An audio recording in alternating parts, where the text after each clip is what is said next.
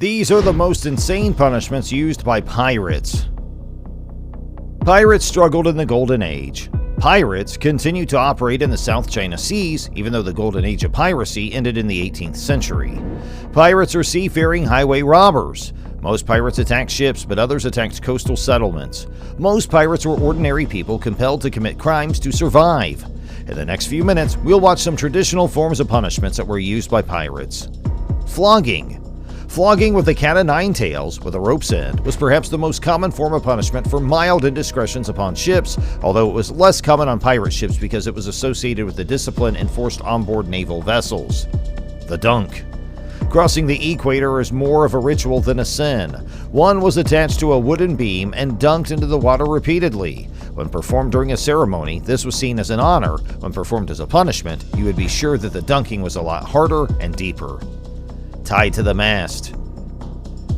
Tethering the offender to the ship's mast for an allotted amount of time was a common form of punishment among pirates. One form of corporal punishment for a misbehaving pirate or enemy was to be tied to the mast and flogged. Walking the plank. Walking the plank, a famous pirate penalty, was rare. Pirates who broke the code or betrayed their fellow pirates were forced into slavery, and many Caribbean and East Coast plantations legalized slave trading. Marooning. Everyone, pirates and sailors alike, knew that if they were marooned on a desert island and couldn't be rescued, they would perish. Criminal pirates were abandoned on uninhabitable islands with no access to food or water. However, pirates were left with the means to commit suicide in order to end the agony of marooning. Keel hauling.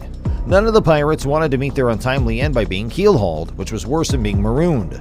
When a pirate was caught committing mutiny, he was dragged underwater by a rope that was tied to the ship's belly. Barnacles as sharp as razors clinging to the ship's hull would make for a very drawn-out and agonizing death. Those pirates who were cruel tormentors. The English pirate Charles Vane, who was hanged in 1721, was particularly brutal.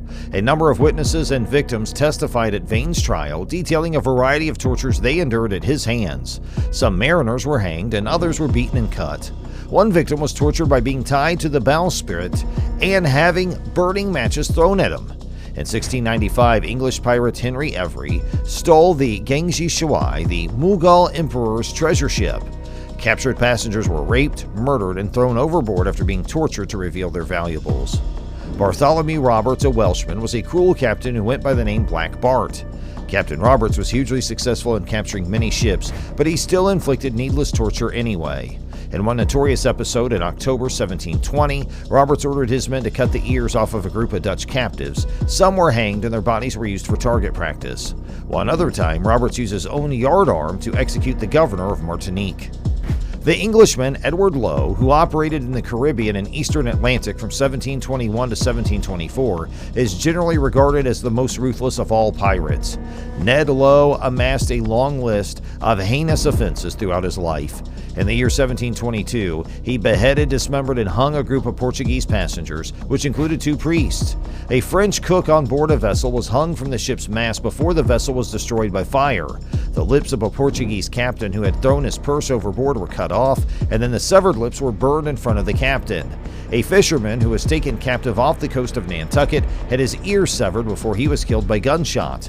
Another prisoner was made to consume his own ears, and a captain who had been captured off the coast of Rhode Island had his heart removed so that another prisoner could consume it. In similar fashion, it is said that a gunner on the crew of the English pirate Edmund Condent, who was inactive between the years of 1718 and 1720, once boiled and consumed the heart of an Indian captive who had threatened to blow up their pirate ship. Another captain who took pleasure in mutilating his victims was Condent. Off the coast of Brazil, Condent amputated the noses and ears of several Portuguese captives. Thank you once more for your support, and please be sure to subscribe to our channel, leave a comment, and encourage your friends and family to check out our videos.